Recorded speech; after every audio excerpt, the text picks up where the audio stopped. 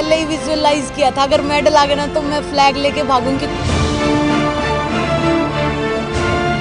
तो वाकई साक्षी ने इतिहास रच दिया है और ऐसे में बातचीत करने के लिए दीपिका कालीरमन हमारे साथ जुड़ गई हैं। आप रेसलर हैं, कुंतल चक्रवर्ती के पास आपको लिए चलते हैं, हमारे सहयोगी भी हमारे साथ मौजूद हैं।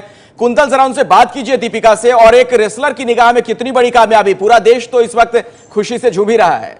जी बिल्कुल दीपिका जी, आपसे जानना चाहूँगा कि आखिरी 15 सेकंड सिर्फ बची थी, तब मतलब फिल्म में तो शाहरुख खान ने कहा था कि 70 मिनट तुम्हारे पास है, दिखा दो कि क्या कर सकते हो आप। तो 15 सेकंड तब बची थी, सबको लग रहा था कि मेडल इस बार भी शायद हम मतलब भारत को नहीं मिलेगा, लेकिन जिस तरह से वो मतलब अटैकिंग एक मोड में गई साक्षी और मेडल दिलाए, क्या कहेंगे आप?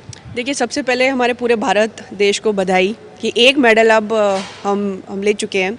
अब बात करते हैं हम साक्षी की कि वो खेली कैसे है। साक्षी का जो सबसे बेस्ट मूवमेंट है वो है पटों में लगना, ग्राउंड मूवमेंट है। और जो ग्राउंड मूवमेंट में वो लगती है तो उसका जोड़ा करती है। ग्राउंड मूवमेंट में गई, पॉइंट लिया, और अगर वो अपोनेंट को पोजीशन दे रही है तो वो भारंदाज भी मारती है, जिसे रोल ओवर बोलते रहते हैं।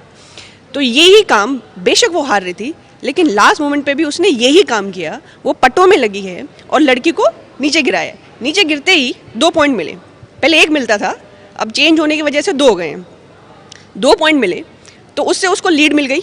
लीड मिलते ही जो अपोनेंट के कोच थे उन्होंने चैलेंज किया कि ये जो पॉइंट दिया है रेफरी ने वो गलत पॉइंट दिया है।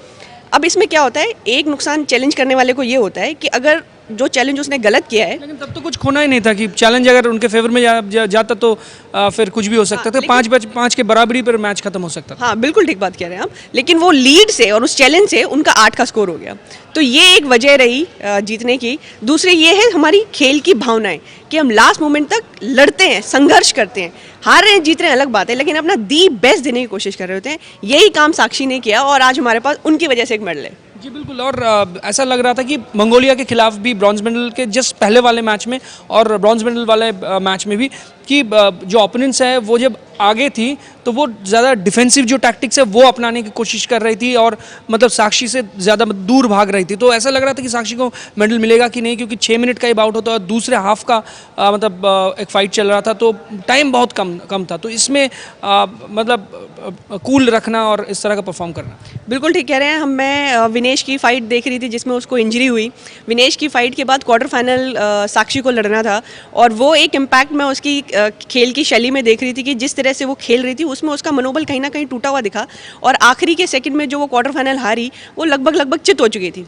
पिन डाउन का उसको मिला। तो मेरे को भी लग रहा था कि यार कितना उसका हौसला टूट गया। हमारी इतनी अच्छी खिलाड़ी है, इतना बढ़िया उसने 2 राउंड निकाले, क्वालिफिकेशन का राउंड उसने इतना अच्छा खेल के निकाला, प्री क्वार्टर फाइनल उसने इतना अच्छा निकाला। खैर, सबसे अच्छी बात ये हो गई जिससे वो हारी थी, वो रशिया की कोबलोव थी।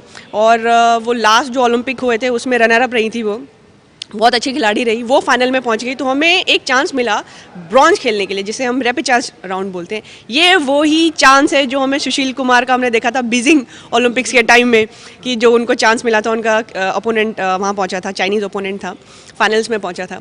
तो ये हम चीज़ देख रहे थे। तो उसमें उसने बहुत फ़ायदा उठाया कि रशिया की खिलाड़ी ने जिन खिलाड़ियों को वो हरा कर आई थी प्री क्वार्टर फाइनल में, क्वार्टर फाइनल और सेमीफाइनल में, ये इसने उन लड़कियों को हराया है।